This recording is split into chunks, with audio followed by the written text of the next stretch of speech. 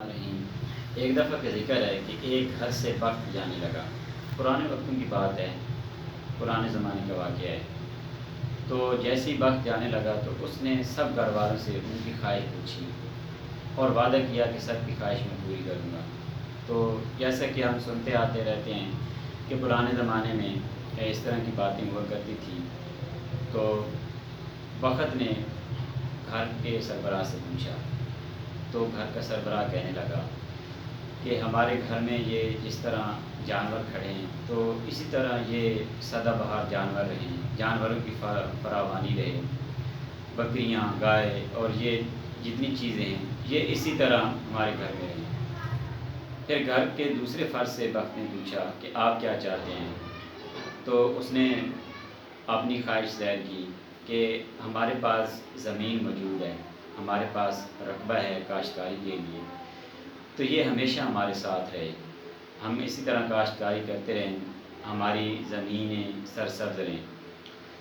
پھر اسی طرح تیسرے فرد سے بخت نے پوچھا کہ آپ کی کیا خواہش ہے؟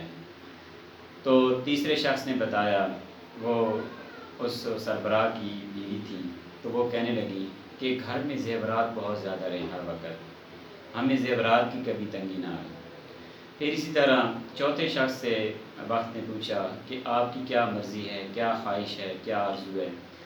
تو اس نے اپنی آرزو ظاہر کی کہ ہمارے کبھی جو جنس ہیں، جو ہمارے پاس یہ گندم، چاول، اجناس ہیں، یہ کبھی ختم نہ ہوں، یہ ہمارے پاس ہمیشہ اسی طرح زیادہ سے زیادہ رہیں۔ اچھا، پھر ایک شخص سے پوچھا گیا تو اس نے کہا کہ ہمارے درمیان کبھی کوئی بیماری نہ آئے۔ پھر اور چونکہ پرانے وقتوں کی بات ہے، جیسے لوگ اکٹھے رہا کرتے تھے یا میاں بیوی ہوتے تھے، ان کے 3 بیٹے ہیں، 4 بیٹے ہیں، سلسلہ ایسا ہوتا تھا کہ وہ سارے اکٹھے رہا کرتے تھے۔ تو اب بخت جو ہے وہ سب سے پوچھتا گیا اور سب اپنی اپنی خواہش بتاتے گئے۔ تو آخر میں ایک ان کی بہو رہ گئی، تو جس کی ابھی ابھی تھوڑا ہی عرصہ ہوا تھا اس کی شادی ہوئی تھی۔ تو اس سے بخت نے پوچھا کہ آپ کی کیا خواہش ہے؟ تو اس نے بتایا کہ ابھی چند دن پہلے میری شادی ہوئی ہے اور میں اس گھر میں بیاہ کر آئی ہوں، اور میں نے دیکھا ہے کہ یہ 4 بھائی ہیں اور چاروں ہی آپس میں اتفاق سے رہتے ہیں، سارے گھر والے خوش ہیں، مل جل کے ہم رہتے ہیں، خوشی خوشی ہم گھر کے کام بھی کرتے ہیں، کھاتے پیتے بھی ہیں اور ہنسی خوشی ہم زندگی بسر کر رہے ہیں۔ تو میں یہ چاہتی ہوں کہ اسی طرح ہم مل جل کر ہی رہیں، ہم اتفاق میں رہیں۔ تو بخت کہنے لگا کہ میں یہی تو ہوں، اگر آپ یہی چاہتی ہیں تو پھر میں جاتے ہی نہیں ہوں۔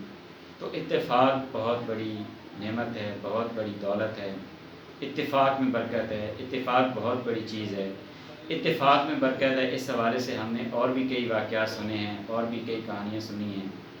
تو اس سے ہمیں بہت بڑے سبق ملتے ہیں، اور سب سے جو بڑا سبق وہ یہ ہے کہ ہم گھر میں رہیں، ہم آفس میں رہیں، ہم کسی ادارے میں ملازمت کر رہے ہیں، ہم جہاں بھی رہیں تو ہم اتفاق میں رہیں، ہم صلہ رحمی کو ملوز خاطر رکھیں، ہم اتفاق کو ترجیح دیں بجائے اس کے کہ ہم انفرادی ہونے پہ اس کو ترجیح دیں، بلکہ نہیں۔